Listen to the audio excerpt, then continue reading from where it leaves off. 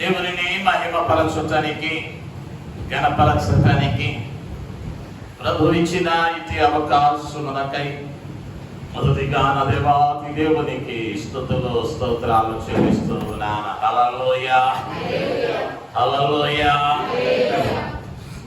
వాక్యములోనికి వెళదాం. లూకా సువార్త 21వ అధ్యాయం 37, 38 వచనాలు అందరం కలిసి చదువుదాం. చదవండి.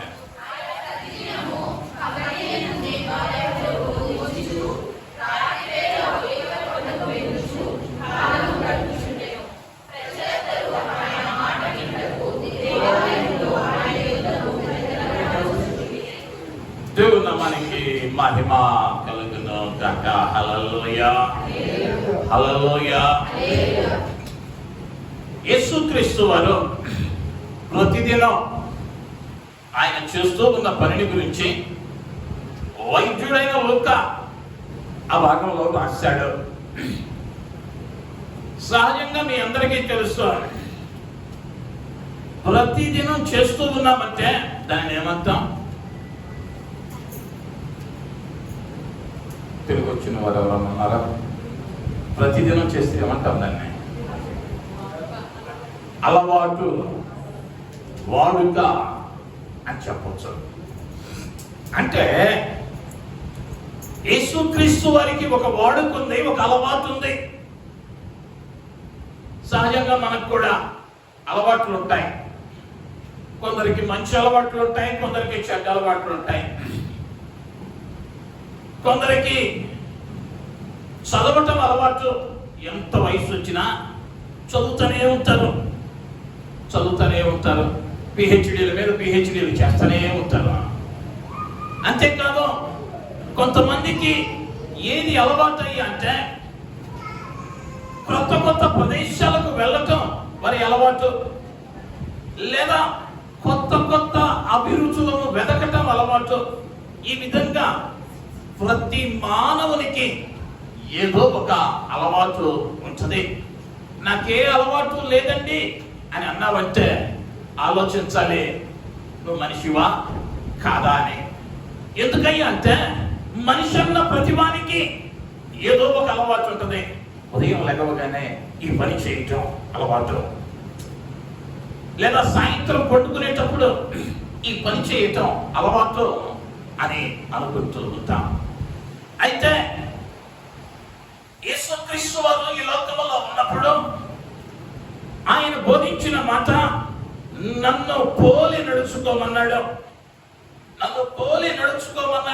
అని. అంటే ఆయనలా నడవమన్నాడని అర్థం. అయితే ఆయనలా నడవటం అంటే ఆయన అలవాట్లు ఏంటో ముందుగా ఎరగాలి. ఆయనకున్న అలవాటును బట్టి నీ అలవాటును మార్చుకోగలిగితే, ఆ అలవాట్లకు నీవు దగ్గరగా ఉంటే నీవేమై ఉన్నట్లయ్యా అంటే ఆయన వాడవై ఉన్నట్లు. నేను కనుక ఇప్పుడు మీకు మన తమిళనాడు ముఖ్యమంత్రి గౌరవనీయులు ఎంకే స్టాలిన్ గారు నాకు బాగా తెలుసు అన్నాను అనుకో, ఎలా ఉంటుంది? అమ్మా నాకు ఎంకే స్టాలిన్ తెలుసు అంట. వాస్తవమే, నాకు బాగా తెలుసు ఆయన.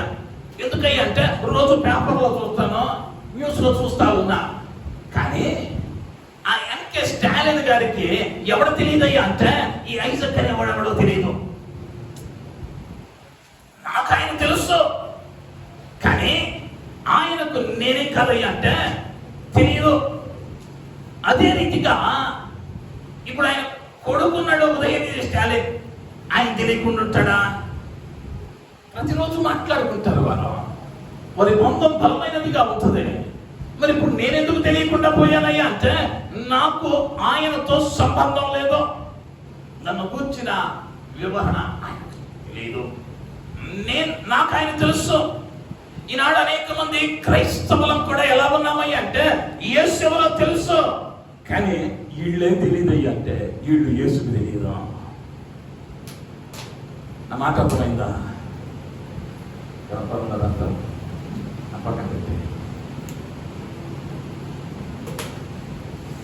పెన్ను పేపర్ తీసుకుని వాక్యాలు రాయండి. ప్రతి ఒక్కరికి చెబుతూ ఉన్నాను, వాక్యం మధ్యలో అంతరాయంగా ఉండదు.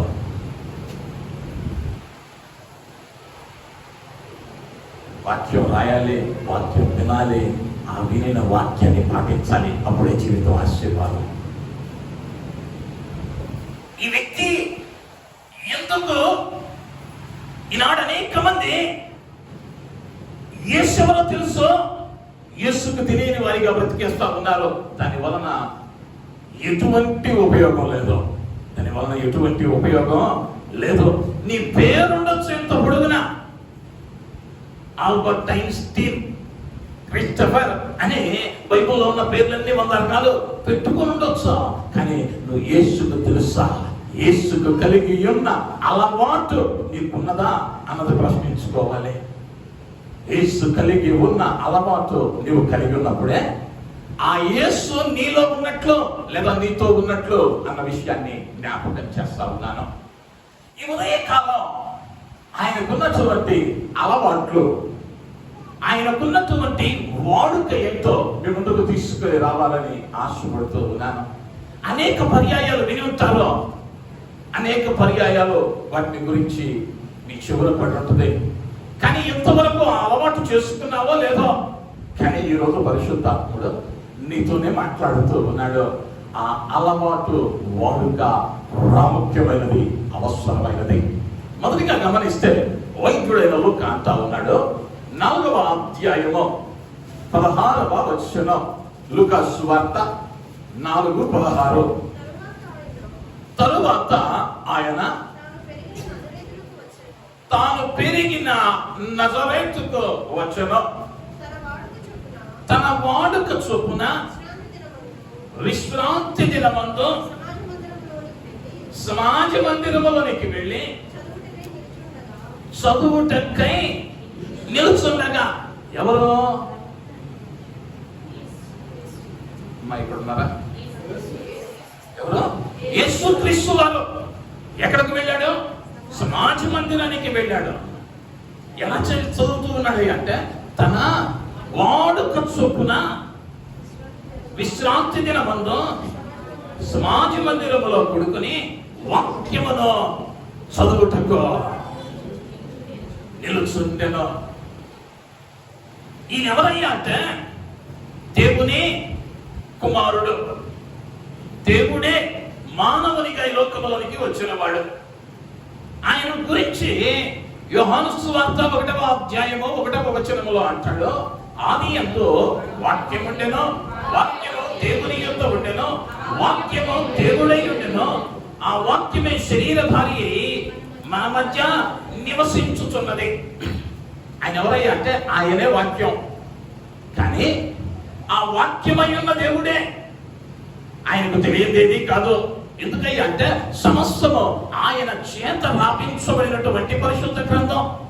కానీ నీలాంటి నాలాంటి మేధావులు పుట్టుకొస్తారని ముందుగానే తెలుసు ఆయనకి. యేసుక్రీస్తు వారంటే ఈ లోకంలో ఉన్నప్పుడంటే చదివాడు అండి బైబిల్? పండితులు అడుగుతారు. ఆ ప్రశ్న రాకుండానట్లు ముందుగానే మాదిరి చూపించి అలవాటు చూపున వాడుక చూపున ఆయన ఏం చేశాడయ్యా అంటే లేఖనములను చదువుతూ ఉన్నాడు. ఈనాడు అనేక మందికి లేఖనము యొక్క ప్రాముఖ్యత మరిచిపోతూ ఉన్నాం, లేఖనముల యొక్క విలువను మరిచిపోతూ ఉన్నాం. ఎందుకయ్యా అంటే ఇంటి నిండా వాక్యాలే ఉంటాయి, ఇంటి నిండా వాక్యాలే ఉంటాయి. బుక్ స్టాల్కి వెళ్తే 300 రూపాయలు పెడితే పుస్తకం వచ్చేస్తుంది బైబిల్ గ్రంథం. విలువ తెలియటంలా, విలువ తెలియటంలా.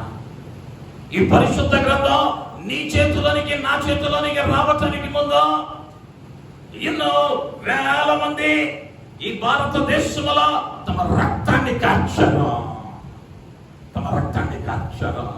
ఈ సువార్తని అందటానికి నా యేసు తన రక్తాన్ని కార్చాడు. ఆ విలువైన వాక్యం ఏమైపోయిందయ్యా అంటే ఈరోజు అశ్రద్ధగా మారిపోయింది, అశ్రద్ధగా మారిపోయింది. కొన్ని పర్యాయాలు మనకు ఫోన్ల మీద ఉన్న ధ్యాస టీవీల మీద ఉన్న ధ్యాస వాక్యం మీద ఉండదు. పట్టుమని ఆదివారం పూట గంట సేపు కూర్చొని వాక్యం వినాలని దుస్థితిలో ఉన్నాం. మళ్ళా మనకేం కావాలయ్యా అంటే 7 అంకెల జీతాలు కావాలి. 5 బెడ్రూమ్లు ఉన్నటువంటి ఇల్లు కావాలి. కానీ ఏమవుతాయి అంటే ధర్మశాస్త్రం వద్దాం, లేఖనాల మీద ధ్యాస ఉండదు. యేసుక్రీస్తు దేవుడు అర్థమవుతుందా లేదా? ఆయన చెప్పగా రాయబడిన గ్రంథం అది. పరిశుద్ధాత్మ దేవుడు చెప్పగా రాయబడిన గ్రంథం అది. ఆ గ్రంథాన్ని కూడా ఆయన ఏం చేస్తున్నాడయ్యా అంటే మాదిరిగా ఉండటానికి ధ్యానిస్తా ఉన్నాడు. ప్రపంచ చరిత్రలో ఒక వ్యక్తిని జ్ఞాపకం చేస్తాం. 1975వ సంవత్సరంలో న్యూక్లియర్ శాస్త్రవేత్త అయినటువంటి రష్యన్ శాస్త్రవేత్త ఆండ్రూ సఖారోవ్ అనేటువంటి వ్యక్తికి నోబెల్ శాంతి పురస్కారం ఇచ్చారు. నోబెల్ బహుమతి ఎంతమందికి తెలుసా? అది మన వీధి చివరి ఇస్త్రీ చేసుకునే వాడికి ఇస్తారా? ఎవరికిస్తారు నోబెల్ బహుమతి? ప్రపంచంలో ఒక క్రొత్త విషయాన్ని కనిపెట్టి ప్రపంచంలోనే టాప్ మోస్ట్ గా నిలబడితే వానికి గుర్తుగా ఈ నోబెల్ పురస్కారం ప్రపంచ దేశాల్లో అందిస్తాయి. 1975వ సంవత్సరంలో ఆండ్రూ సఖారోవ్ అనేటువంటి న్యూక్లియర్ శాస్త్రవేత్త నోబెల్ బహుమతిని పొందుకున్నాడు. 79వ సంవత్సరంలో రష్యాను పరిపాలిస్తూ ఉన్నటువంటి కమ్యూనిస్టు నాయకులు దేశానికి వ్యతిరేకంగా మాట్లాడాడని సైబీరియన్ జైల్లో పడవేశారు. ఈ సైబీరియన్ జైలు ఎలా ఉంటాయి అంటే భూమి అడుగు భాగంలో ఉంటాయి. పైన ఒక సువ్వలను ఉంచుతారు. ఎండకు ఎండాలి, వర్షానికి తడవాలి, మంచుకు నానిపోవాలి. పైన ఏమీ ఉండదు ఆధారం. అటువంటి జైలు. అక్కడ ఉన్నటువంటి ఉష్ణోగ్రత ఎంత అంటే -17 డిగ్రీలు. -17 డిగ్రీలు ఉష్ణోగ్రత 18-20కి పడిపోతేనే, సాధారణంగా +18-20లో ఉంటేనే మనం ఉడికిపోతూ ఉంటాం. అక్కడ ఎంత అంటే -17 డిగ్రీలు. పైనేమి భద్రత లేదో, సరి అయిన ఉన్ని దుస్తులు లేకుండా 5 నిమిషాలు కనుక అక్కడ ఉంటే రక్తం గడ్డగట్టి ఎముకలు విరిగి చనిపోతాడు మనిషి. అక్కడ భూమి లోపల ఉండటాన్ని బట్టి, సరి అయినటువంటి కాపుదల లేకపోవటాన్ని బట్టి ఆ ఎలుకలు మానవులని, మనుషుల శరీరాలను తిని పిల్లులంత సైజు ఉంటాయి. ఈ పడిన వ్యక్తి సైబీరియన్ జైల్లో వేశారు అంటే వాడు చనిపోయినట్లే లెక్క. ఆ పరిస్థితుల మధ్యలో ఈ నోబెల్ శాంతి బహుమతి పొందినటువంటి ఈ ఆండ్రూ సఖారోవ్ హంగర్ స్ట్రైక్ చేస్తా ఉన్నాడు జైల్లో. ఈ హంగర్ స్ట్రైక్ చేస్తూ ఉన్నాడని ఎరిగి ఇటలీని పరిపాలించుతున్నటువంటి రాజు ఎందుకు చేస్తా ఉన్నాడని ఎంక్వైరీ చేస్తే తెలిసింది ఏంటయ్యా అంటే 2 విషయాల కొరకు చేస్తా ఉన్నాడు. ఏంటయ్యా 2 విషయాలు అంటే, నా బైబిల్ ఏం చేస్తారయ్యా అంటే ఈ జైలు అధికారులు లక్కుని నన్ను చదవనివ్వట్లా. అందుకని ఆహారం మానివేసి స్ట్రైక్ చేస్తా ఉన్నాడు. ప్రపంచ నోబెల్ శాంతి బహుమతి గ్రహీత. నువ్వు ఎంత చదువుతావయ్యా బైబిల్ అని అడిగితే ఒక ఆయన రోజుకు 50 అధ్యాయాలు చదువుతా. 50 అధ్యాయాలు చదవడానికి ఎంత సమయం పట్టిందో తెలుసా? 6 గంటలు పట్టింది. ఈయనేమి పని పట్ట లేనోడు కాదు, ప్రపంచంలో టాప్ మోస్ట్ న్యూక్లియర్ సైంటిస్ట్. ఈయనకి ఎంత టైం కావాలయ్యా వాక్యం చదవటానికంటే ఖచ్చితంగా 6 గంటలు కావాలి. 6 గంటల సమయం ఇవ్వలేదని జైలు అధికారులకు వ్యతిరేకంగా పోరాటం చేస్తా ఉన్నాడు. ఏసీ హాల్లో కూర్చొని కాదు, అన్ని ఉన్నప్పుడు కాదు, బ్రతుకుతామో చనిపోతామో తెలియని పరిస్థితుల మధ్యలో ఎందుకయ్యా చెయ్యగలిగాడంటే దాని శక్తి ఏంటో ఎరిగాడు ఆ మేధావి. ఆయన అన్నాడు, ఆ తరువాత అమెరికా ప్రధానిగా ఉన్నటువంటి అప్పటి ప్రధాని రొనాల్డ్ రేగన్ జోక్యం చేసుకుని ఈయన విడుదలకు ప్రయత్నం చేశాడు, విడిపించాడు.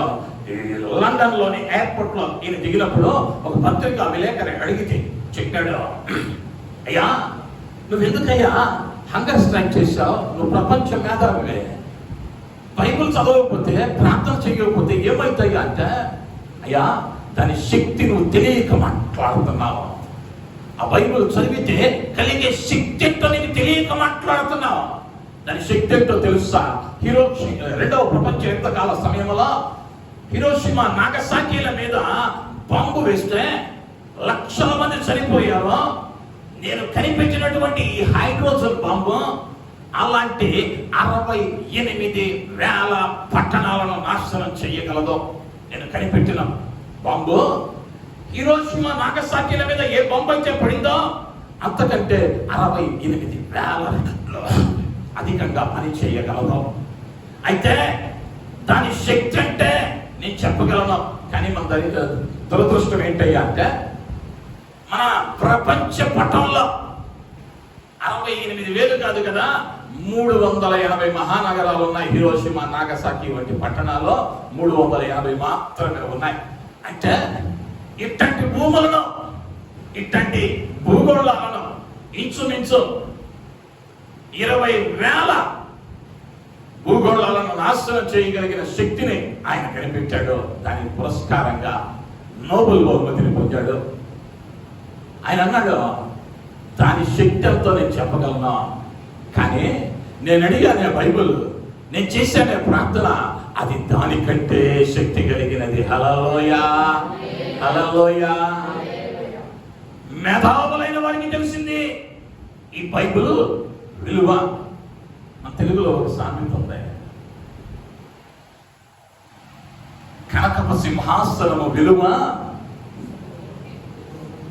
చెప్పండి, పెద్ద చెప్పండి. కనకపు సింహాసనము విలువ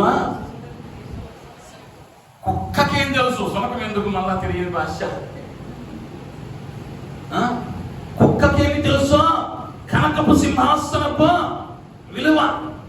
పందికేం తెలుసు పాంక్స్ వాసన?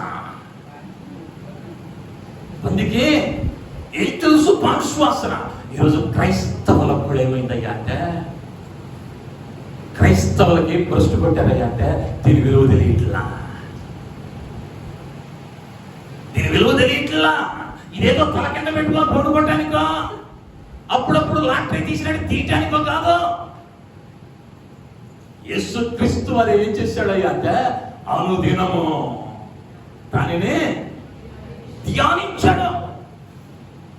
అనుదినము ధ్యానించేదానిని అలవాటు అంటాం. అనుదినము ధ్యానించేదానిని అలవాటు అంటాం.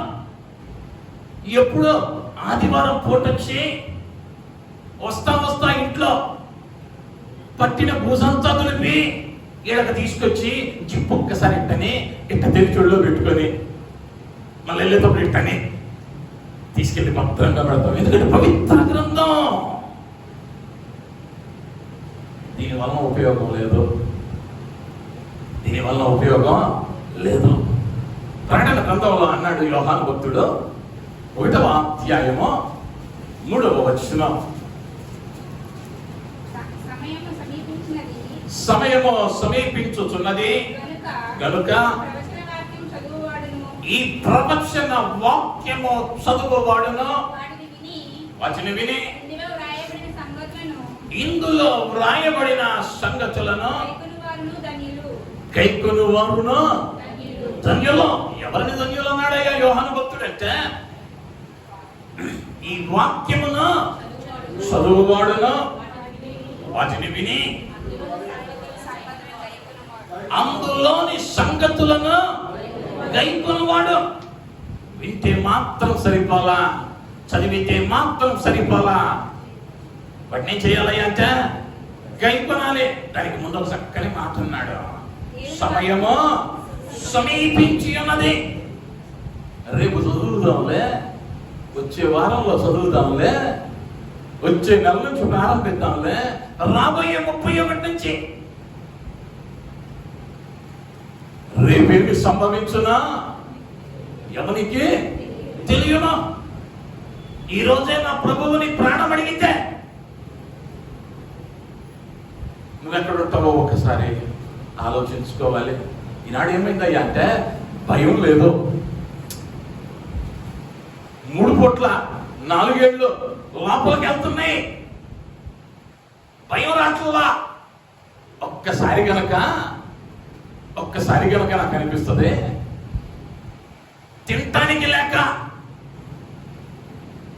అడిగితే ఇచ్చేవాడు లేకపోతే అప్పుడు నిలబడతాయి కాళ్ళు, నిలువ మోకాళ్ళ మీద, అప్పుడు కాంతి కన్నీళ్ళు. అందుకని ఒక భక్తుడు పాడాడు, కష్టం వచ్చినప్పుడే కాదా ప్రార్థన, నీ ఇష్టం వచ్చినప్పుడు కాదా ప్రార్థన. భక్తి నీ ఇష్టం వచ్చినప్పుడు చేసేది కాదు, నీ కుదిరితే చేసేది కాదు. వాక్యం చదవటం అనేది నేను క్రైస్తవుడు అని చెప్పుకుంటే ప్రయోజనం లేదు. క్రీస్తు కలిగిన వాడివైతే క్రీస్తు అలవాటు నీలో కనిపించాలి. ఒకసారి ఆలోచించుకో. నువ్వు బాప్తిస్మం తీసుకొని ఉండొచ్చు, మానక బలలో పాల్గొంటా ఉండొచ్చు, కానీ నువ్వు బలలో చేయేసావని, ఆయన శరీరం ఆయన రక్తాన్ని పానం చేసావని నీతో ఉండడు. ఆయన నీతో ఉండాలంటే ఆయన అలవాటు నీ అలవాటుగా మారాలి. ఇద్దరు స్నేహితులు ఉన్నారనుకుందాం, ఇద్దరి అభిప్రాయాలు ఒక రకంగా ఉన్నప్పుడే వీరి స్నేహం సజావుగా సాగింది. ఎవరిళ్ళు? ఇద్దరు మనుషులే. వీళ్ళిద్దరు అభిప్రాయాలు భేదాలు వచ్చినాయి అనుకో, కలిసి నడవగలరా? కలిసి స్నేహం చేయగలరా? కుదరదు. నీ అలవాటు ఆయన అలవాటు వలె లేకపోతే ఆయన ఏం చేయడు అంటే నీతో ఉండడు. ఆయన లేకపోతే ఇంకోడు ఉంటాడు అక్కడ. వాడెవడయ్యా అంటే అబద్ధమునకు జనకుడు. అనేక పర్యాయాలు మన అలవాటు ఆయనకు వేదన కలిగించేదిగా మారే ప్రమాదం ఉంటున్నది. నువ్వు క్రైస్తవుడని అనుకుంటే, క్రీస్తును వెంబడిస్తూ ఉన్నానని అనుకుంటే, విశ్వాసివి అని పిలువబడుతూ ఉంటే నీ అలవాటు ఏమవ్వాలయ్యా అంటే అనుదినము లేఖనాలను ధ్యానించాలి. ప్రపంచ నోబెల్ బహుమతి గ్రహీత 6 గంటలు చదివాడు. నీకు నాకు ఏం పని ఉంది? మన ఊళ్ళో అందరికీ మన పేరు తెలియదు, కానీ మనమే ఫీల్ అవుతామో తెలుసా? నా వాడు లేడు, నేనెంతో బిజీ.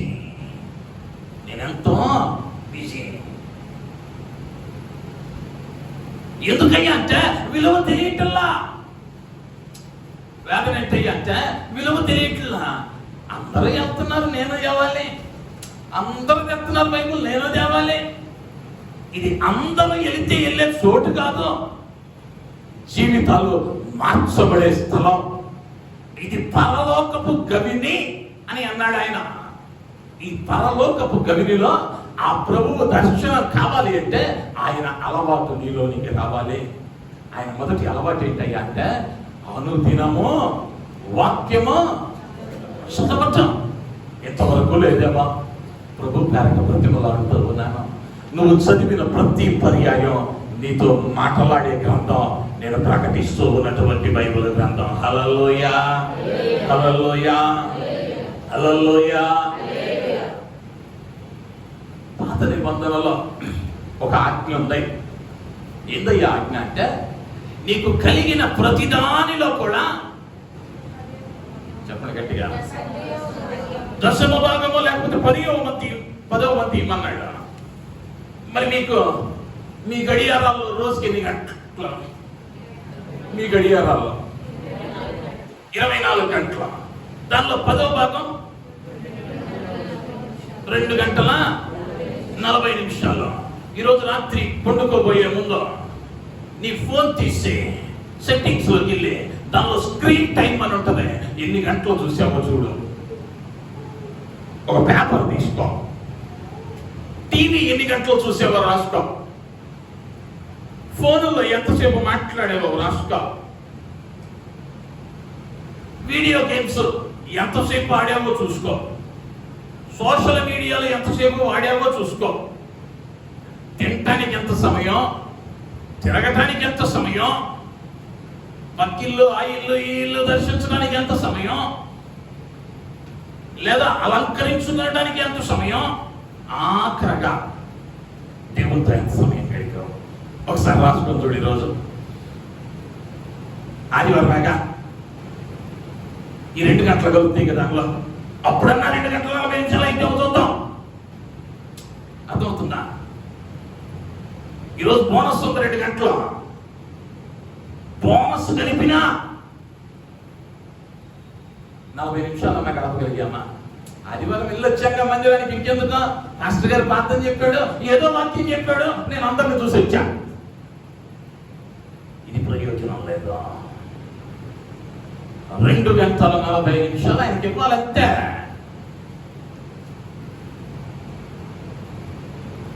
నేను అనుకుంటా ఆండ్రూ సక్కరా ప్రపంచ స్థాయిలో గుర్తింపు పొందాడంటే ఆయన చచ్చిపోయాడు. 89లో అనుకుంటా చనిపోయాడు. ఆయన చనిపోయినా ఆయన పేరు నిలబడుతుందంటే ఆయన సాధించిన విజయం, ఆయన సాధించిన గొప్పతనం. ఆ గొప్పతనం ఎలా వచ్చిందయ్యా అంటే తన భక్తిని బట్టి వచ్చింది. ఈ బైబిల్ ఆధారం చేసుకునే ఈ న్యూక్లియర్ బాంబులు కనుక్కున్నానని సాక్ష్యం ఇచ్చాడు. 6 గంటల సేపు బైబిల్ చదివాడు కాబట్టి దేవుడు ఏం చేశాడు? హెచ్చించాడు. 6 నిమిషాలు చదవటానికి శోభాలు పడిపోతా అన్నీ కావాలంటే దేవుడేమో అమాయకుడు కాదు అన్న విషయాన్ని జ్ఞాపకం చేస్తా ఉన్నాను.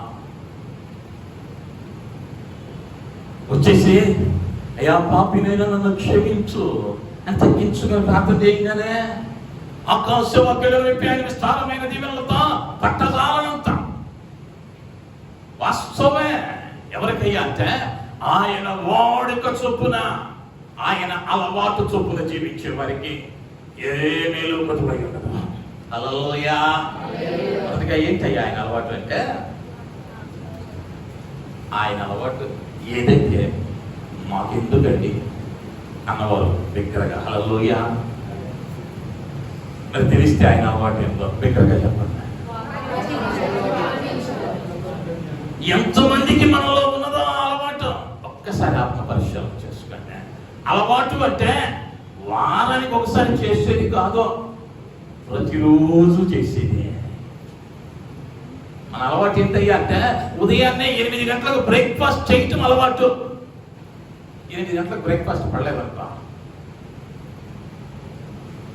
ఎలా ఉంటుంది? మా కడుపులో ఎలుకలో పరిగెడుతున్నట్టు ఉంటుంది. ఏమైంది? అలవాట్లో మార్పు వచ్చింది. బైబిల్లో కూడా అలవాటు చేసుకుంటే ఆ సమయానికి ఆ బైబిల్ తీయకపోతే ఏమైతయ్యా నీ ఆత్మ అంటే వేదన పడతా దాని దగ్గరికి వెళ్ళే మార్గం చూపింది. ఇదికేం కావాలయ్యా అంటే అలవాటు పడాలి. రెండవది లూకా సువార్త 22:39.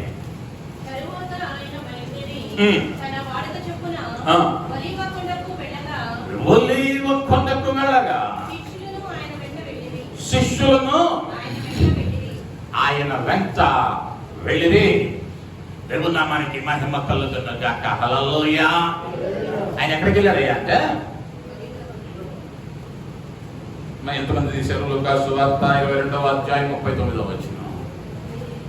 ఆయన ఎక్కడికి వెళ్ళాడు? ఒలీవల కొండకు. ఎందుకు వెళ్ళాడు? ప్రార్థన చేయటానికి. ఎలా వెళ్ళాడు? వాడుక చొప్పున. ఆయన వాడుక ఏంటయ్యా అంటే ఒలీవల కొండేమి అదేమి చక్కని చిన్న కొండ కాదు, ఎత్తైన ప్రదేశం. ఈనాడు ఇన్ని వసతులు వచ్చిన దినాలలో కూడా ఆ ఒలీవల కొండ ప్రాంతం ఎలా ఉంటుందయ్యా అంటే రాళ్లతో రప్పలతో ఉంటది.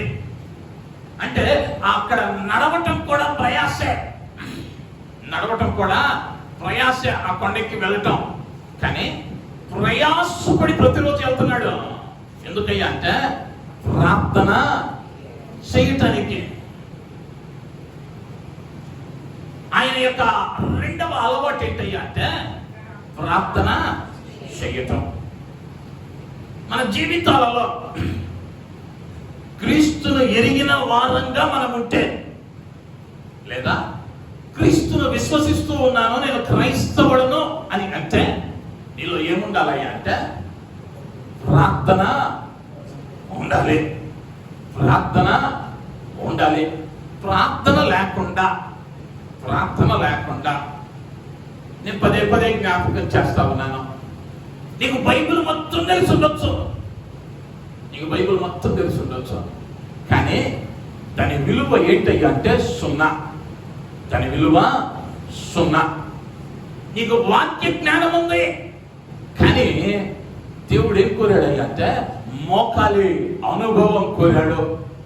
ఆయన వెళ్ళి ప్రార్థన చేస్తూ ఆ తదుపరి కొంచెం కిందకు వస్తే 46వ వచనంలో,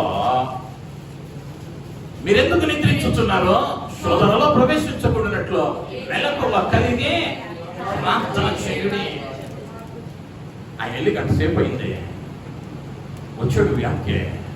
గంట సేపు ప్రార్థన చేసుకుని వచ్చి ఆయన అంటా ఉన్నాడు, మీరెందుకు నిద్రించుతున్నారు? ఒక్క గడియలను నాతో కలిసి ప్రార్థనలో గడపలరా?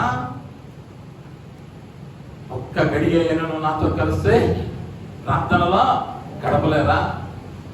ఒక పక్షి ఉంది అనుకుందాం, ఒక బావులు ఉంది.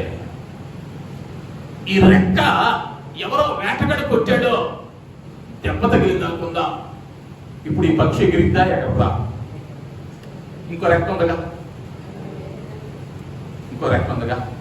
భక్తుడు అన్నాడు, వాక్య జ్ఞానం బాగా ఉంది, ఈ ప్రార్థన అనుభవం దీనితో పాటు సమపాళ్లలో లేకపోతే ఈ ఆత్మీయ జీవితం ఏం కాదయ్యా అంటే ఎగరలేని స్థితిలో ఉంటుంది. ఈ ఆత్మీయ జీవితం ఎగరలేని స్థితిలో ఉంటుంది. ఈనాడు అనేక మంది, అనేక కుటుంబాలు, అనేకమైన వ్యక్తిగత జీవితాలలో ఆయన ఆశీర్వాదాలను అనుభవించకపోవటానికి కారణం ఏంటయ్యా అంటే, ఆయన ఆశీర్వాదాలను అనుభవించడానికి పోవడానికి కారణం ప్రార్థన అనే తాళపు చెవి లేదు. ఒక భక్తుడు అన్నాడు,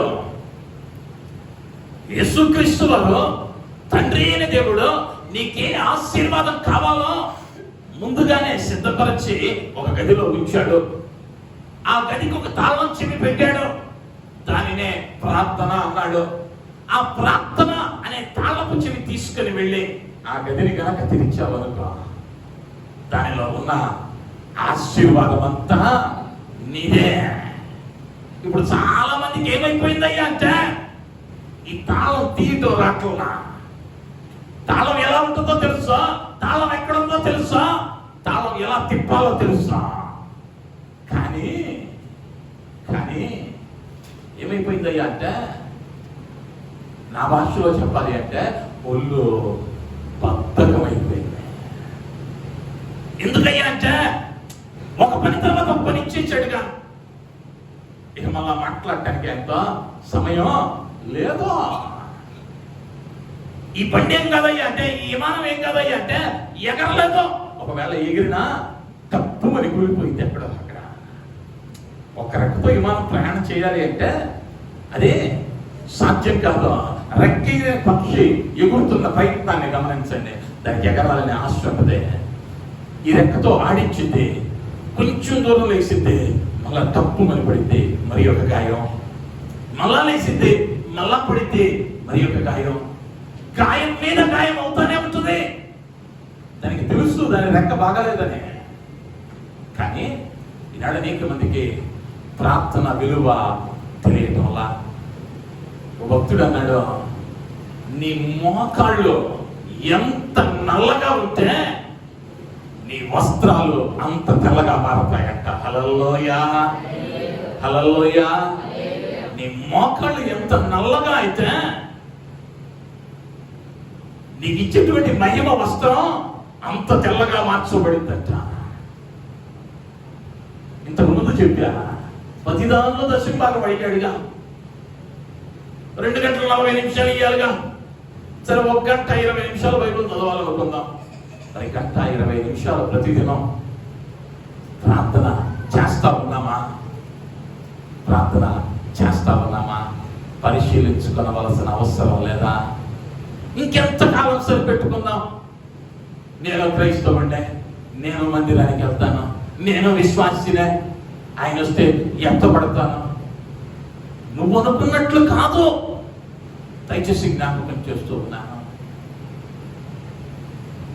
నువ్వు అనుకున్నంత సులువు కాదు ఆయనతో నిత్యం బ్రతకటం. ఇది ఒక నిరంతర ప్రక్రియ. నువ్వు గనక ఆ ప్రార్థనలో గడిపితే, ఆ ప్రార్థన ఏం చేస్తుందయ్యా అంటే ఊహించని చేయాలని ఇచ్చింది. ఊహించని చేయాలా, ఊహించని చేయాలా. అనేక పర్యాయాల్లో రక్షింపబడిన క్రొత్తలో ఉన్న ప్రార్థన ఇప్పుడు ఉంటుందా? రక్షింపబడిన క్రొత్తలో కనీసం ఆ విలువ తెలిసి ఒక అరగంట ప్రార్థన చేసేవాళ్ళు, 1 గంట ప్రార్థన చేసేవాళ్ళు. నేను చెయ్యెత్తమని చెప్పను, మళ్ళా మీ పరువు కాపాడవలసిన బాధ్యత నా మీదే ఉంది. కాబట్టి 1 గంట ప్రార్థన చేయగలిగిన వాళ్ళం ఈ రోజుల్లో ఎంతమంది ఉన్నాం? ఒక్కసారి మనసులో ఆలోచించుకోండి. 1 గంట సేపు 2 గంటల గంట అంటేనే కష్టం. అంటే నువ్వు 2 గంటలు అంటావేందయ్యా అంటారా?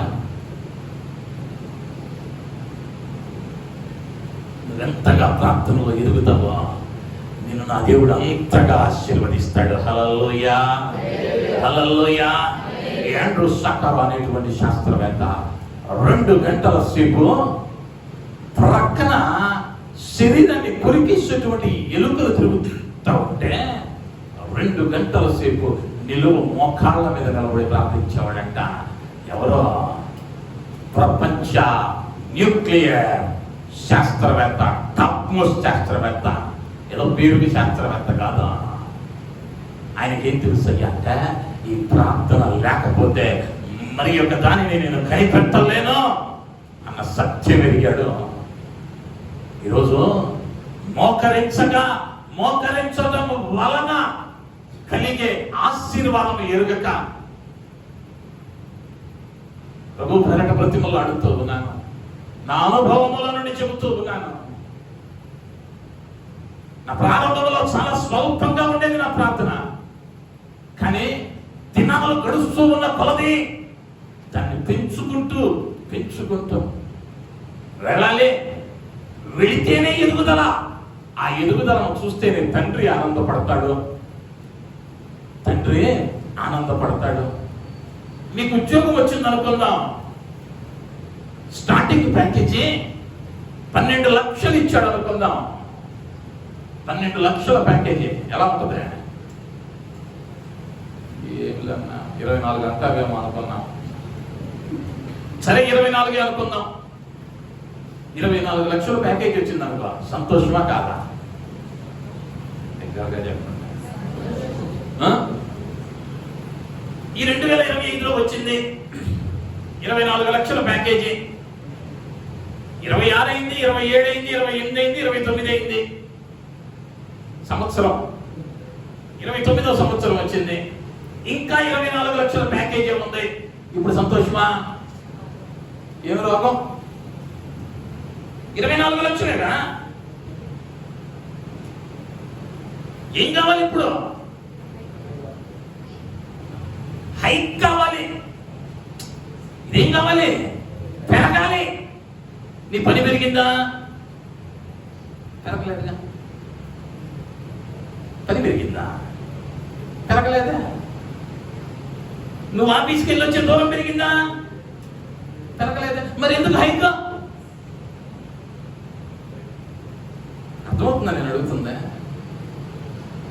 ఆఫీస్కి వెళ్ళి వచ్చే దూరం పెరగల, నువ్వు చేసే పని పెరగల,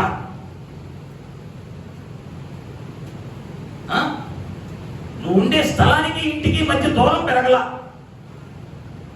ఇంకెందుకు హైక్? కానీ 4 సంవత్సరాల నుంచి చేస్తున్నానండి కాబట్టి పెరగాలండి. మరి 4 సంవత్సరాల నుంచి విశ్వాసిగా ఉన్నావే, మరి ఎంత మాత్రం పెరిగింది? మరి దేవుడు అడగరా? ఈ పోటుండి రేపు ఊడిపోయే ఉద్యోగానికి నువ్వు అడుగుతున్నావే, ఆయన ప్రాణం పెట్టాడే, తన రక్తం కార్చాడే, ఆయన అడగడా నిన్ను? అమ్మా 2020లో పావుగంట ప్రార్థన చేసేదానివి, ఏది హైక్? ఏది ఇంక్రిమెంట్? ఏది బోనస్? వెనక్కి తిరిగి చూస్తే మెమోలు కనిపిస్తున్నాయి, కానీ మెమోలు అంటే జీతం తగ్గింది కానీ పెరగట్లా. వేదన కలిగించే విషయం. ఈ ఓడికి ఏం కావాలయ్యా అంటే ప్రార్థన అయి ఉండాలి. ఆ ప్రార్థన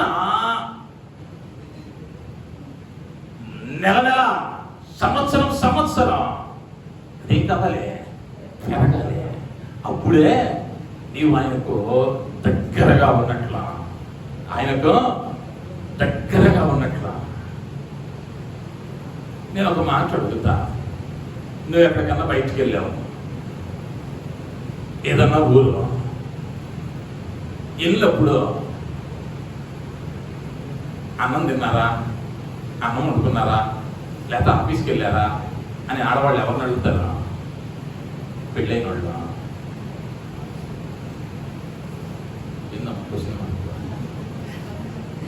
ఎవరిని అడుగుతారు? భర్తను అడుగుతారు. భర్త భార్యను అడుగుతాడు. మీరు ఎప్పుడైనా ఊరికి వెళ్ళినప్పుడు మీరు ఉంటున్న కమ్యూనిటీకి ఎవడో ఒకడు వాచ్మెన్ ఉంటాడుగా, వాడికి ఫోన్ చేసి, అయినా అన్నం తిన్నావా, డ్యూటీకి వచ్చావా అని అడిగారా? కమ్యూనిటీ నుంచి బయటకు వచ్చే ప్రతి పర్యాయం హాయ్ అవుతాడుగా, నమస్తే సార్ అంటాడుగా. నువ్వు కూడా నమస్తే పెడతావుగా, పెడతాడా లేదా? సెక్యూరిటీ గార్డు రోజు పలకరిస్తాడు, నిన్ను చూడంగానే కూర్చున్నాడు కూడా లేచి అంటాడు. మరి ఊరికి వెళ్ళినప్పుడు ఎందుకు ఫోన్ చేయవు? అంటే దీని ఉద్దేశం, దీని అర్థం ఏంటయ్యా అంటే భర్తతో ఉన్న సాన్నిహిత్యము, భర్తతో ఉన్నటువంటి బంధము వేరు, ఈ సెక్యూరిటీ గార్డ్తో ఉన్న బంధం సహవాసం వేరు. ప్రభువుతో నీ సహవాసం నీ పెనిమిటితో ఉన్నట్లు ఉండాలి. ప్రతినిత్యం ఏం చేస్తా ఉన్నాడు? ఇది ఎప్పుడు వచ్చిందయ్యా అంటే ఇరువురు కలిసి జీవించినప్పుడు, ఈ బంధం ఇద్దరు కలిసి జీవించినప్పుడు, ఒకరి హృదయం మరి ఒకరికి దగ్గరగా వచ్చినప్పుడు, ఆ 2 హృదయాలు కదిలితేనే ఆ బంధం. లేదనుకో, అమ్మయ్యా పోయాడు ఆఫీస్కి, ఏమందే. అది ఎప్పుడు? ఈ 2 కలవనప్పుడు. ఈ ఖర్చుని అనుకో, మా ఆయన ఆఫీస్కి వెళ్ళాడు, చేరాడో లేదో, 12 అయింది, మనిషి పెట్టకపోతే తిన్నాడో లేదో. ఎప్పుడు ఈ 2 హృదయాలు కలిసినప్పుడు, అదే సమయంలో ఆ పక్కన వాచ్మెన్ ఉద్యోగానికి వచ్చాడు, వాడు తిన్నాడో తినలేదో ఈనాడని ఆలోచించామా? ఎందుకయ్యా అంటే మనతో సహవాసం లేదు నీకు. నిన్ను గురించి కూడా నా తండ్రి ఆలోచించాలి అంటే నీ సహవాసం ఆయనతో ఎలా ఉండాలయ్యా అంటే ఇలా ఉండాలి. ఎలా ఉండాలి? దగ్గరగా ఉండాలి. అది పెనవేసుకున్నదిగా మారాలి. ఎప్పుడు చిత్తయ్యా అంటే ఎప్పుడైతే ఎక్కువ సమయం ఆయనతో గడుపుతామో, ఎక్కువ సమయం ఆయనతో గడిపితే నీ అవసరాలు నువ్వు ఆయన దగ్గరికి రాకపోయినా, ఆఫీసులో ఉన్నాడు తిన్నావా లేదా అంటే ఉపయోగం ఏముంది? అవునా కదా? నువ్వు అడిగినంత మాత్రాన్ని కడుపు నిండిపోయిద్దా? నిండదు. కానీ నీ ఆశ నేను చెబితే నన్ను తింటాడేమో. అదే విధంగా నా ప్రభువు ఏమనుకుంటాడు తెలుసా? నువ్వు ఇబ్బంది గుండా వెళ్తా ఉన్నప్పుడు నా ప్రభువే తన దూతలు పంపి నీకేం చేస్తాడయ్యా అంటే పరిచర్య చేస్తాడు. పరిచర్య చేస్తాడు. అది కావాలి అంటే ఏం కావాలయ్యా అంటే, అది కావాలంటే ఏం కావాలయ్యా అంటే ప్రార్థన అనుభవం కావాలి, మోకాళ్ళ అనుభవం కావాలి. నేను క్రైస్తవుడు అని చెప్పుకోవటం కాదు. క్రీస్తు కలిగిన అలవాటు మొదటిది వాక్యాన్ని చదవటం, రెండవది ప్రార్థన చేయటం. ఇర్మియా గ్రంథంలో అంటాడు 33వ అధ్యాయం 3వ వచనములో, నీవు నాకు మొరపెట్టును, నేను నీకు ఉత్తరం ఇచ్చేదను, నీవు గ్రహింపలే నీ గొప్ప సంగతులను నీకు ఉపదేశించెదను. నీవు గ్రహించలేని గొప్ప సంగతులు నీకు వివరింప చేయాలి అంటే, లేదా ఉపదేశించాలి అంటే నువ్వేం చేయాలి అంటే మొరపెట్టాలి. ఆయన దగ్గర మొరపెడితే, ఆయన అడిగితే అడిగిన ప్రతి వానికి ఇస్తానన్నాడు నా దేవుడు. ఒకరికి ఇచ్చి ఒకరికి ఇవ్వకుండా ఉండటానికి నా దేవుడు పక్షపాతి కాదు. ఆయన అందరినీ సమముగా ప్రేమించిన దేవుడు, అందరి కొరకు ప్రారంభించిన దేవుడు. ఆ అలవాటు నీలో రావాలి. ఆ రోజుననే ఆయన ఇచ్చినటువంటి ఆశీర్వాదాన్ని అనుభవించగలం. మూడవదిగా మనం గమనిస్తే మార్కు సువార్త 10వ అధ్యాయం 1వ వచనం. మార్కు సువార్త 10వ ఆయన అక్కడ నుండి లేచి యూదాయ ప్రాంతములకును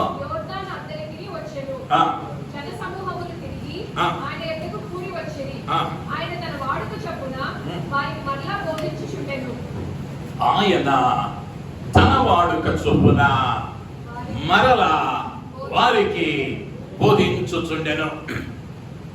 ఆయన వాడుకలో మూడవది ఏంటంటే సువార్త ప్రకటించటం.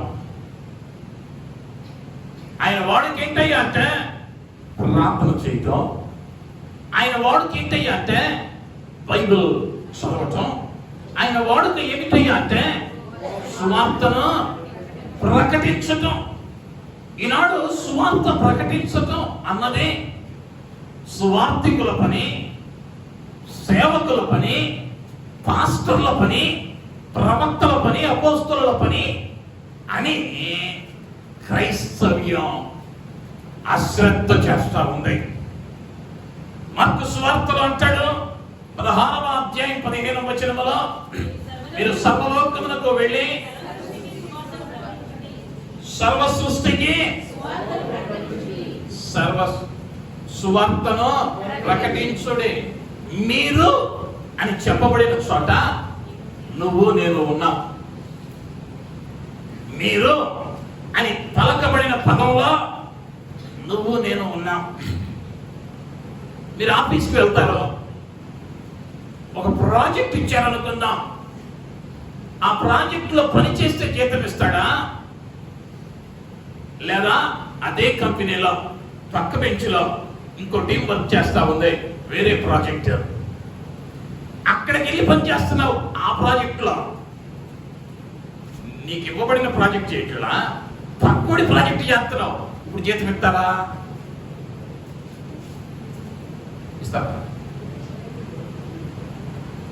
ఇస్తారా ఇవ్వరా?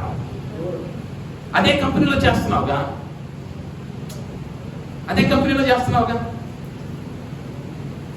ఎందుకు ఇవ్వలా? అప్పగించబడిన పని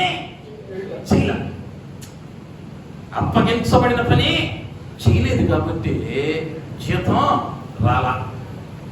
నీకు అప్పగింపబడిన పని ఏంటయ్యా అంటే సర్వ సృష్టికి సువార్త ప్రకటించు. అది ప్రకటించకపోతే ఆయన ఇచ్చే జీతం రాదు. సింపుల్ గా మనం అర్థం చేసుకోవటానికి, ఆయన చెప్పిన పని నువ్వు చేసావనుకో, ఆయన ఇచ్చేటువంటి ఆశీర్వాదం ఇస్తాడు. ఆ పని చేయటానికి నువ్వు సిగ్గుపడ్డావనుకో, ఆయన ఏం చేయడయ్యా అంటే నిన్ను చూసి అయ్యో మొహమాటానికి మోహన్ ఏమని అనుకుంటాడేమోనని మొహమాటానికి చేసేవాడు కాదు. రేపటి నుంచి సంఘానికి రాడేమో మొహమాట పడేవాడు కాదు. ఆయనకి మొహమాటం లేదు. నువ్వు ఆయన ఇచ్చిన ఆజ్ఞను పాటించిన తరువాతే ఆయన ఆశీర్వాదాన్ని అనుభవించగలవు. మీరు ప్రపంచ చరిత్రను ఒక్కసారి గమనిస్తే, గత వారం జ్ఞాపకం చేశా, అపోస్తలుడు తోమా గారు 53లో చెన్నై పట్టణంలో అడుగుపెట్టాడు క్రీస్తు శకం. ఆయనకు ఈ భారత పట్టణంలో చెన్నై పట్టణం ఎక్కడుందో కనుక్కోవటానికి, ఇక్కడకు ప్రయాణం చేయటానికి ఎన్నో నెలల సమయం పట్టింది. ఈ రోజుల్లో లాగా విమానం ఎక్కితే 8 గంటల్లో ఏ దేశమైనా వెళ్ళొచ్చు అన్న వెసులుబాటు అప్పుడు లేదు. పడవ ప్రయాణం చేయాలి. ఆ పడవ ప్రయాణంలో సముద్రంలో కొన్నిసార్లు తుఫానులు వస్తే ప్రాణాలు ఉంటాయో ఉండవో తెలియదు. అటువంటి ప్రయాణం చేసి ఈ పట్టణానికి వచ్చాడు. ఈ పట్టణంలో కన్ను మూసాడు. ఈ పట్టణంలో పరిచర్య చేశాడు. ఎందుకో తెలుసా? ఇక్కడ ఏదో డబ్బిస్తానని రాలా ఆయన. యేసు చెప్పాడు, మీరు సర్వలోకమునకు వెళ్ళి సువార్తను ప్రకటించండి. ఒక్క మాట కట్టుబడ్డాడు. దేశంలో ప్రాణాలు విడిచాడు. ఈరోజు నువ్వు నేను ఇలా కూర్చున్నామంటే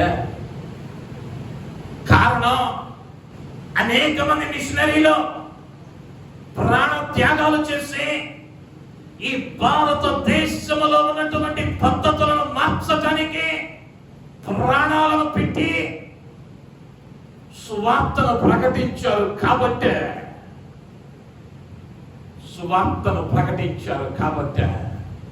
ఈరోజు మనం స్వేచ్ఛగా ఉన్నాం. ప్రతి వానికి విద్య కావాలని పోరాడారు. ప్రతి వానికి ఆస్తి హక్కు కావాలని పోరాడారు.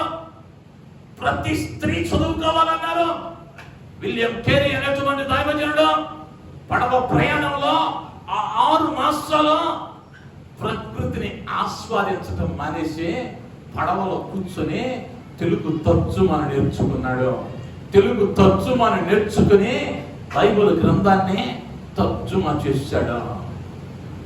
ఏ సంస్థలో ఆయనకు ఫండింగ్ చేయలా, ఎవరు జీతం ఇవ్వాలా, దేనికి భయపడ్డాడయ్యా అంటే దేవుడు చెప్పాడు, సర్వలోకానికి సువార్త ప్రకటించమని. భారతదేశంలో మొట్టమొదటి యూనివర్సిటీ విలియం కేరీ కట్టింది. లేకపోతే చదువు ఉండేది కాదు మన భారతీయులకి. చదువు నేర్పిన వాడు, కలం తీసుకుని వచ్చిన వాడు, పేపర్ తీసుకుని వచ్చిన వాడు, ముద్రణ యంత్రాన్ని తెచ్చిన వాడు ఎవరయ్యా అంటే ఒక మిషనరీ. కేవలం ఎందుకు చేశాడయ్యా అంటే సువార్త ప్రకటించబడాలి. వారు త్యాగం చేశారు కాబట్టి ఈ రోజు ఏసీ హాలుల్లో కూర్చొని వినగలుగుతున్నావు. మరి నువ్వు త్యాగం చెయ్యకపోతే, నువ్వు ఆ భారం తీసుకొనకపోతే రేపటి తరానికి సువార్త వెళిద్దా? వెళ్ళకపోతే మళ్ళా చీకటి కమ్ముకుంటాయే, వ్యసనాలకు బానిసలు అవుతారే, వ్యవస్థలు పాడైపోతాయే. వేదన లేదా? నాకు బాగుందండి, మా ఇంట్లో టీవీ ఉందండి, ఫ్రిడ్జ్ ఉందండి, మా పిల్లలకి కావాల్సిన చర్చి పెట్టానండి. జ్ఞాని అయిన సొలొమోను అన్నాడు, నీవు సంపాదించినది వాడు సక్రమముగా వినియోగించునా దుర్వ్యాపారము చేయునా ఎవడికి తెలుసు? నీ ముందు బాగానే ఉన్నారు నీ పిల్లలు, నీ వెనకేంటి? అనేక పర్యాయాలు సువార్త ప్రకటించాల్సిన భారం మన మీద ఉండగా నిమ్మకు నీరెత్తినట్లుగా మాకు కాదు. అపోస్తలుడైన పౌలు అంటాడు, రోమీయులకు రాసిన పత్రిక 1వ అధ్యాయం 16వ వచనం, సువార్తను గురించి నేను సిగ్గుపడువాడను కాను. ఎలాగా? నమ్ము ప్రతివానికి. చాలా సువార్తను గురించి ప్రకటించడానికి నేను సిగ్గుపడువాడను కాను. ఎందుకయ్యా సిగ్గుపడువాడను కాను అని అంటే, గ్రీకు దేశస్తులకు కానీ యూదులకు కానీ రక్షణలోనికి నడిపించేది దేవుని శక్తి మాత్రమే. ఒకటి పాపాలు కడిగి వేయబడాలి అంటే పరిశుద్ధుని రక్తములో కడగబడాలి, అదొక్కటే మార్గం. కాబట్టి సత్యాన్ని ప్రకటించడానికి నేనేం కానయ్యా అంటే సిగ్గుపడను. కొంతమంది భక్తులు ఈ రోజుల్లో ఇల్లే మందిరం పేరు చెప్పడానికి సిగ్గు, ఏ దైవజనుడి దగ్గర పెరుగుతున్నామో చెప్పడానికి సిగ్గు, లేదా ఇలా పేరు చెప్పడం కూడా సిగ్గే. లేదా ఆఫీస్కి వెళ్ళి ఆఫీస్లో ప్రార్థనకి వెళ్ళాలంటే పర్మిషన్ అడగడానికి సిగ్గు. ప్రార్థన కంటే ఏమనుకుంటారో ఈ సిగ్గులన్నీ పర్లా, రేపు సిగ్గుపడకుండా చూసుకో. రేపు రాబోతున్న ఉగ్రత దినమందా సిగ్గుపడకుండా జాగ్రత్త పడు. సువార్త ప్రకటించవలసిన భారము నీ మీద మోపబడి ఉన్నదే. అందుకని అంటాడు 1 కొరింథీ పత్రికలో 9వ అధ్యాయం 16వ వచనంలో, నేను సువార్తను ప్రకటించుచున్నాను, నాకు అతిశయ కారణము ఏమియో లేదో. ఆయన సువార్తను నేను ప్రకటిస్తున్నాను. నేను ప్రకటిస్తూ ఉన్నానని గర్వించడం లేదు. నేను ఒక చక్కని మార్గం చెబుతాను. సువార్త ప్రకటించడం అది ఒక గొప్ప ధన్యత. సువార్త ప్రకటించే వారి గురించి బైబిల్ గ్రంథం ఏమన్నదయ్యా అంటే, వారి పాదములో ఎంతో సుందరములో. విశ్వాసులకు లేదా ధన్యత? విశ్వాసుల పాదాలు రమ్యమైనవి అని ఎక్కడన్నా రాయబడిందా? కానీ సువార్తను ప్రకటించు వారి పాదములో ఎంతో రమ్యములో రాశాడు. వారి పాదాలను ఎత్తి పట్టుకునటానికి దూతలను పంపుతానన్నాడు. అంటే సువార్త ప్రకటిస్తే అంత ధన్యత. సువార్త ప్రకటించడం అంటే ఒక వేదికేసి 100 మందిని కూర్చోబెట్టి నీకు ప్రసంగానికి సమయం ఇవ్వటం కాదు. సువార్త ఎలా ప్రకటించవచ్చు అయ్యా అంటే, నీ సత్క్రియలను బట్టి వారిని రాబట్టవచ్చు. నీ సత్క్రియలను బట్టి వారిని రాబట్టవచ్చు. యేసున్న గారి అనుభవంలో ఒకరోజు ప్రయాణమై వస్తూ ఉన్నాడు.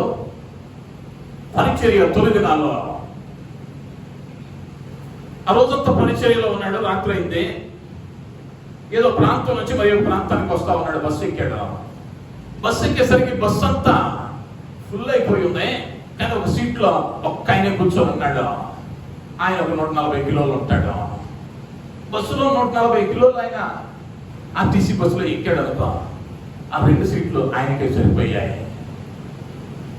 కానీ అది ఒక్కడే కూర్చొని ఉంది.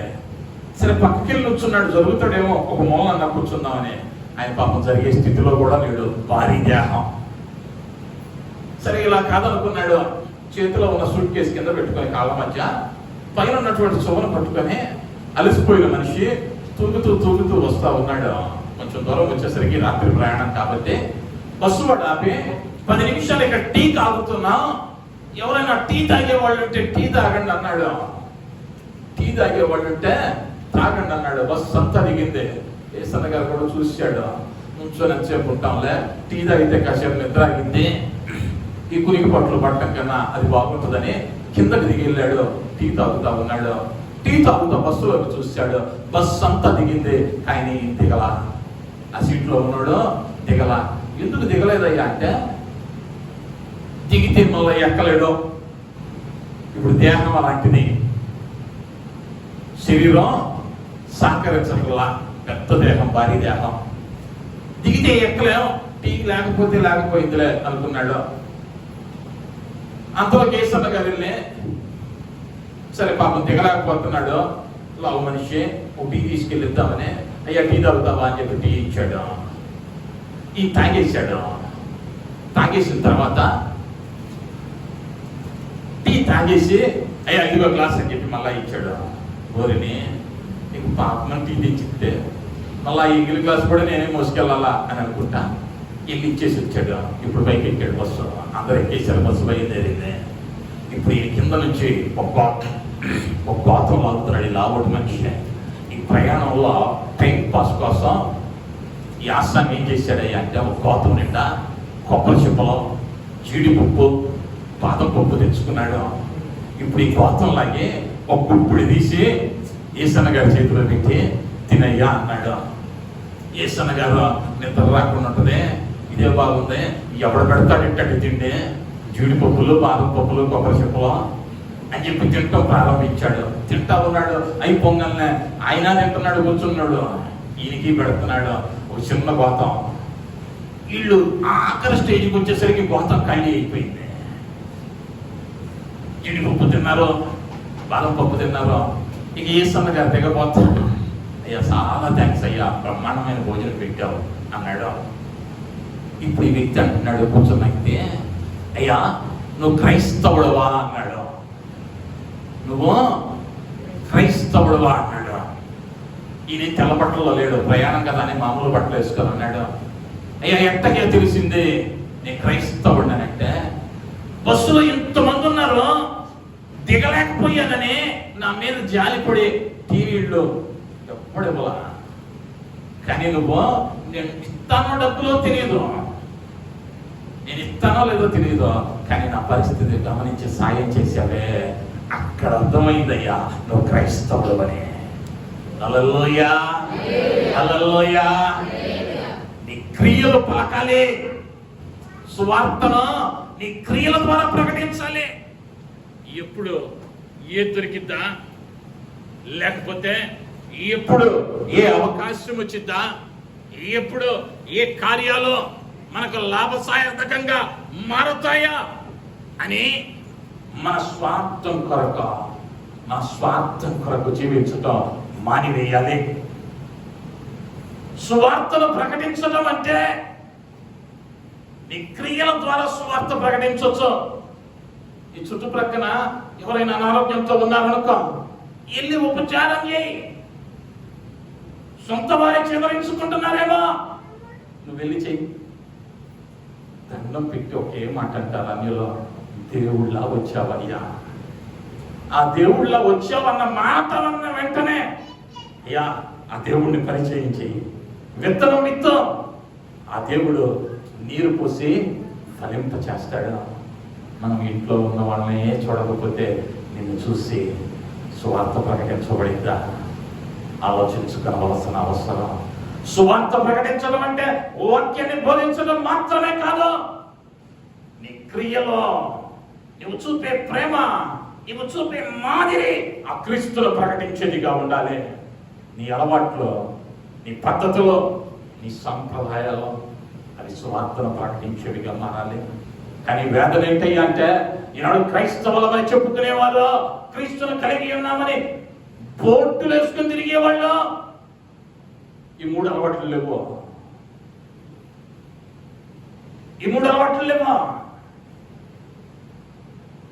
అలవాటుగా అనుదినము వాక్యము పఠించట లేదు, అనుదినము ప్రార్థన చేయటం లేదు, అనుదినము సువార్త ప్రకటించడం లేదు. మరి ఏది లేకుండా ఆయన ఎలా ఉండగలడు? ఇంతకాలం నిన్ను నువ్వు మోసం చేసుకున్నావేమో, ఇంతకాలం ఆయన దాచిన ఆశీర్వాదాలను అనుభవించలేకపోయావేమో, ఇకనైనా ఆయన కలిగిన అలవాట్లను అలవరుచుకొని ఆయన ఇచ్చే ఆశీర్వాదాలకు పాత్రలుగా మారినట్లుగా, అయ్యా ఈ మూడు అలవాట్లు నేను మానక ఆచరించినట్లుగా నాకు కృప చూపించని ఆయన వైపు చూస్తూ తలలో ఉంచుదాం. చిన్న ప్రార్థన. కృప కలిగిన మా యేసయ్య, దయ కలిగిన మా తండ్రి, బంగారు పాదాలకు వందనాలు, స్తుతులు, స్తోత్రాలు.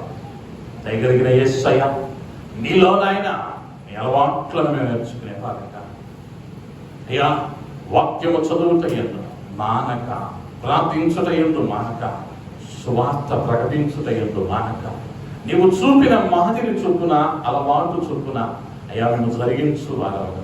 మా ప్రతి ఒక్కరిని మార్చమని, మలచమని, నీ కృపలో భద్రపరచమని, నీ దీవెన ఆశీర్వాదాల చేత తృప్తిపరచమని యేసు నామములో అడిగి ప్రతిమలాడి వేడుకుంటూ నామ తండ్రి. ఆమేన్, ఆమేన్.